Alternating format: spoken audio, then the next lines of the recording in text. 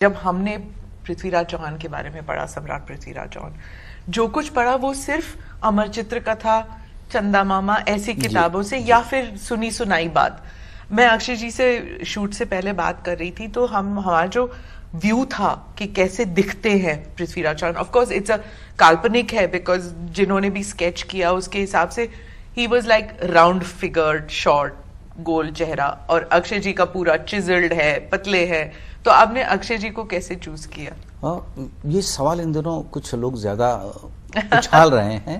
मेरा एक छोटा सा प्रश्न है, मैं ये क्रिटिसिज्म या आलोचना नहीं कर रहा हूँ।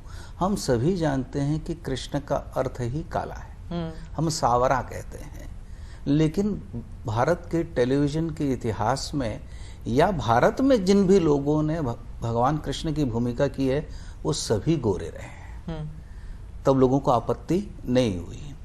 दूसरी बात, हम सब जानते हैं कि महाभारत के जितने चरित्र हैं, जितने पात्र हैं, युद्ध के समय कुरुक्षेत्र में उन सबकी आयु 80 से आगे जा चुकी थी। हमने किसी भी बूढ़े व्यक्ति को वहां नहीं दिखाया।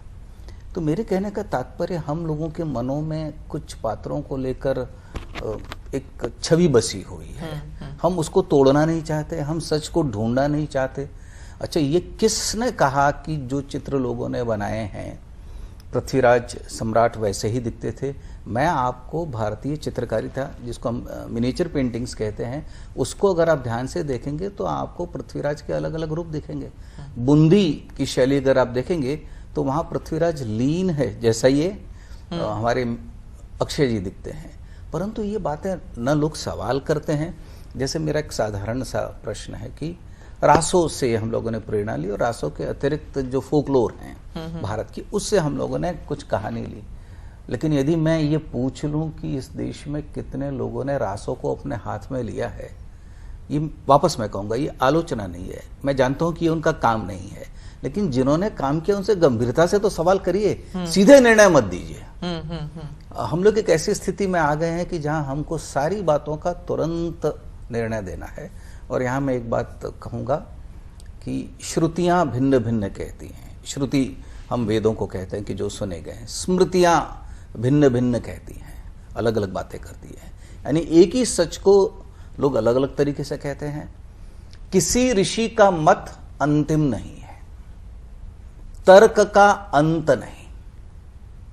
तो शास्त्रों ने बड़ा स्पष्ट कहा है कि स्मृति अलग कहती है, श्रुति अलग कहती है, तर्क का अंत नहीं है, किसी ऋषि का मत अंतिम नहीं है। इसका मतलब आप थोड़ा बचिए। तो किस पर चले हैं? उसी रास्ते पर चलो, महाजनो येन गतः सपंथा, जिस पर बड़े लोग, अनुकरणीय लोग चले। तो कई बार मैं कहता हूं कि पृथ्वीराज को आप उसके कद काठी में मत देखिए, पृथ्वीराज के शौर्य को देखिए, उसके विचार को देखिए, उसके त्याग को देखिए, उसकी सहिष्णुता को देखिए, उसकी शरणागत वत्सलता को देखिए, तब जाके आपको एक चरित्र दिखेगा। मैं एक चरित्र आपके सामने पेश कर रहा हूं।